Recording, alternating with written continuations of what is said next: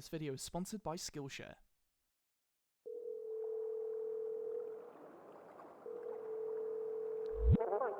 Yeah, these two islands. No. Again, no. No idea how we got here. Oh, I think we might be waking up. Right there, mate. Been a while since I saw you.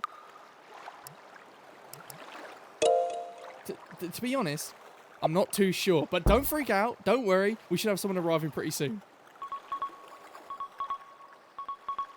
Okay, maybe not that soon. Any ideas what we could do while we wait?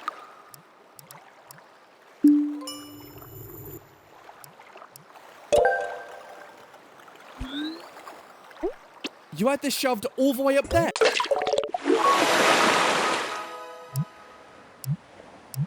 Catching fish. RPGs, platformers, party games, it doesn't matter what genre you fancy. Without question, I bet your game library has a way high ratio of games that come with free fish versus games that come fish free. But why is that? Why do games love fish? Who's responsible for this? To suss that answer out, first, you gotta know that there's a huge amount of professionals involved in game development. There's designer guys, programmer guys, art guys, software engineers, but importantly, sound guys. You see, if you keep fishing for answers, there's a deep, dark secret that these audiophiles don't want you to know about. They love bass. Mate, I said audiophiles. These sound guys blackmail the rest of the development team to add bass to every game they develop. These bass boosting musicians are obviously the true reason why we have so much sea bass in video games. Although, that's just the bad video game fishing. Good video game fishing made by bass pros garner legal approval from their dev team prior to fish development, causing less bass crunch, less bass burnout, and curating one of the most enjoyable aspects a video game can offer. Good video game fishing. But how can you tell which game has bad bass blackmail fishing and what game has good union-approved consensual bass fishing made by people who love fish? To learn this vital life skill, we gotta dive deep to figure out what makes a good fishing mechanic in video games and what makes a bad fishing mechanic in video games. Oh, I love fish. Okay, here we go.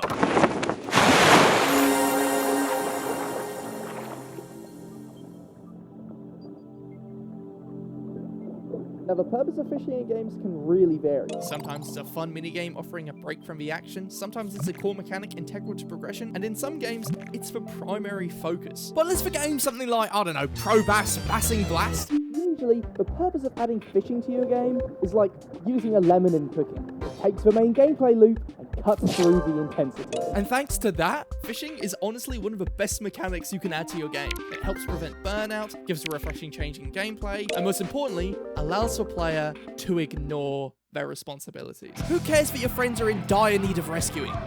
Fish. Who cares that the evil warlord is on a path of world domination? Fish.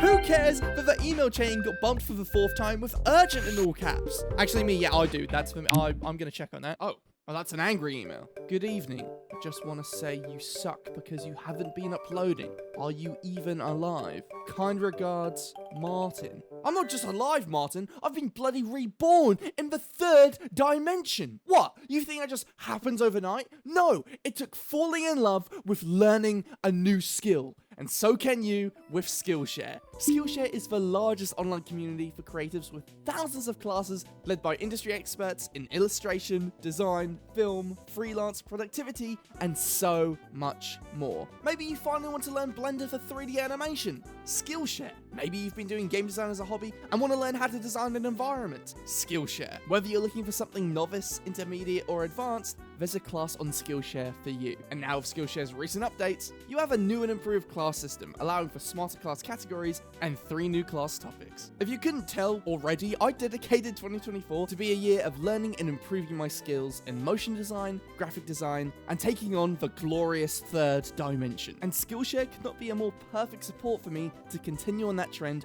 with not only classes relevant to what I want to learn, but now learning paths, curated, sequential class collections to help you master a specific skill to the absolute maximum. Like this learning path I chose for AE. The first class in this learning path is 11 expressions for animation efficiency in Adobe After Effects, which I greatly underestimated how useful this would be. Once you learn about expressions, you cannot go back. Whether it's back to school season or not, the best time to start learning something is right now. The first 500 people to use my link in the description will receive a 1-month free trial of Skillshare. Thank you again to Skillshare for sponsoring this video. Whether it's battling monsters, completing levels, or advancing the story, fishing minigames often sit outside that core gameplay loop as a moment for the player to breathe, relax, and zone out on your own time. Nothing else matters. Not your wife, not her boyfriend, just you, and what's on the end of that line. So that's it, huh? Fishing minigames are a stress-free escape from the game you're playing that was a stress-free escape from the life you're living? No. Although it may seem that these fishy games are purely relaxing distractions with no purpose beyond giving your fish at the end of the day to an owl in a sweater vest, you'll soon realize that as you keep fishing, immersing yourself in this detour and to acclimate your brain to think of nothing but F's, I's, S's, and H's, the rhythm of gameplay comes as clear as the ocean. That low energy nature, waiting for a bite, gets a counterbalance of pure and utter anxiety. Did I cast my rod in the right spot? Can you only catch this fish between 6 AM to 8 AM? Will this next catch just be another carp? You know, even forgetting all those player-driven anxieties, it's important to remember that the foundation of every fishing game mechanic in existence lies in the contrast between anticipation and attack. When you're so immersed in this gameplay loop that nothing else is on your mind but fish, that yin and yang of gameplay leaves you with incredibly sweaty palms for something that's initial purpose was to calm me down. But that feeling is what this game mechanic is all about. That juxtaposition of quietly waiting for a bite to a guppy jump scare is the secret formula to what makes fishing minigames so addicting. So now we know the foundation of this mechanic, but what about the design? Your rescue has arrived. Unquin? How did you get that? How are you my rescue? I thought you were stuck in a boat with me. I am.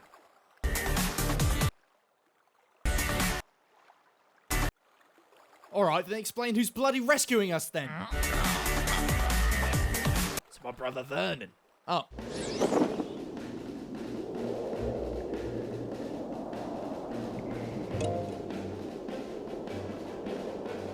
So after getting a little bit of a different perspective, it seems that there's 3 distinct categories that make a great fishing minigame. The first is controls.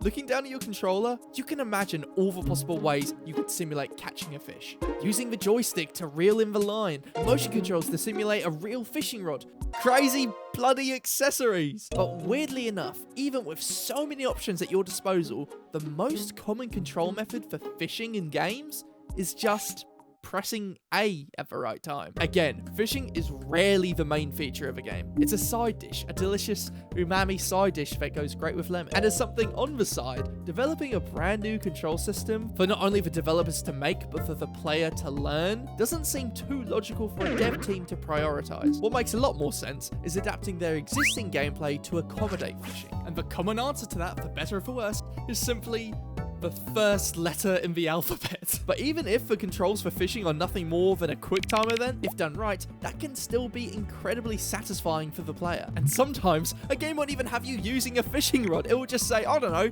electric arrow the bastards. And how else could you make fishing fun without variety? Lots of variety is one of the best ways to get your players wanting to continue fishing, and is all but vital if you want them to return to the game mode later. And one of the best examples of good variety in fishing is Animal Crossing. Animal Crossing's fishing mechanic presents a range of factors for you to consider. The season you fish, the location you fish, the dusk or dawn or day you fish. Applying a set of conditions that influence what scaly little freaks are on the end of your line is bloody brilliant at keeping casual players continuously surprised on what they catch, and more passionate players surprised that they have to wake up before 11 AM for a mackerel. Weather, equipment, obstacles. There's a giant spice rack you can pick and choose from to make this silly little mechanic way more fun than it has any right to be. But if all you got is salt and pepper, it doesn't matter as long as you've got rewards. regardless of the quality of the minigame, without a decent reward for your time, what incentive does the player have to even check out fishing in the first place? Fish. Usually in these minigames, there are two kinds of rewards. Ones that benefit the rest of the experience outside of fishing, and others that benefit your fishing experience. And Minecraft is a great example of both. Minecraft lets you fish up a variety of items with your fishing rod, but most importantly, enchanted books, with some of the most common enchanted books usable on your fishing rod. Lore can improve the frequency of getting bites, but the other, Luck of the Sea, can net you a higher chance of fishing up better items. This makes fishing in Minecraft, although incredibly fucking boring, unreasonably worth it for players wanting to get the upper hand, and by result, naturally makes the Minecraft fishing experience more fun due to a little thing I like to call Stockholm Syndrome. Wait a second. Isn't Stockholm in Sweden? I have building rocks and shit and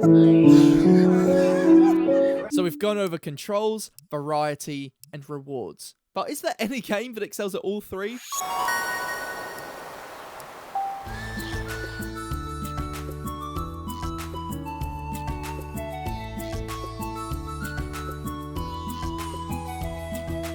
Stardew Valley is the example of good fishing game design. It combines good use of controls, good variety in what, when, and where you can catch, and there is an enormous list of uses of fishing that can benefit you from the rest of the game. To me, Stardew Valley is nothing short of video game fishing perfected.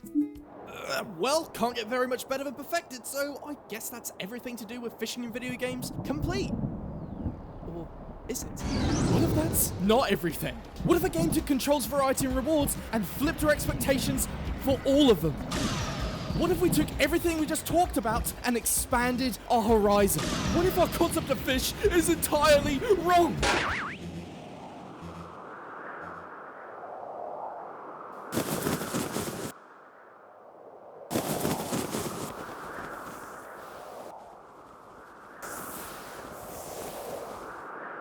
You see, I thought I knew everything there was about fishing in video games. But then I played this.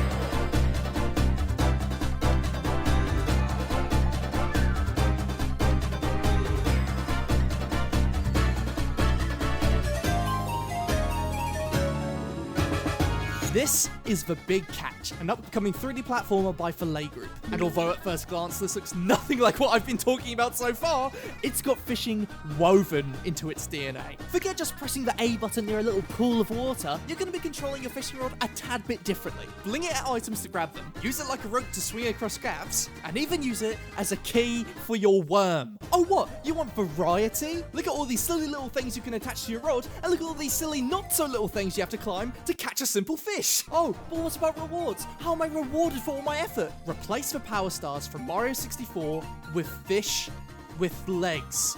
Need I say more? The Big Catch is undoubtedly my most anticipated game at the moment. It's got incredible art direction, phenomenal gameplay, brutal platforming, and completely breaks the conventions of what fishing in video games even means. You can't even fish up a fish unless it's out of water.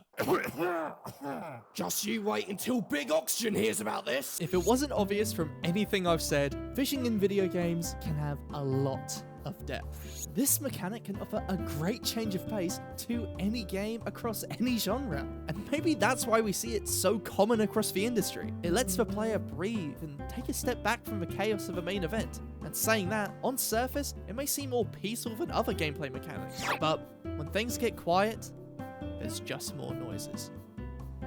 I love fish.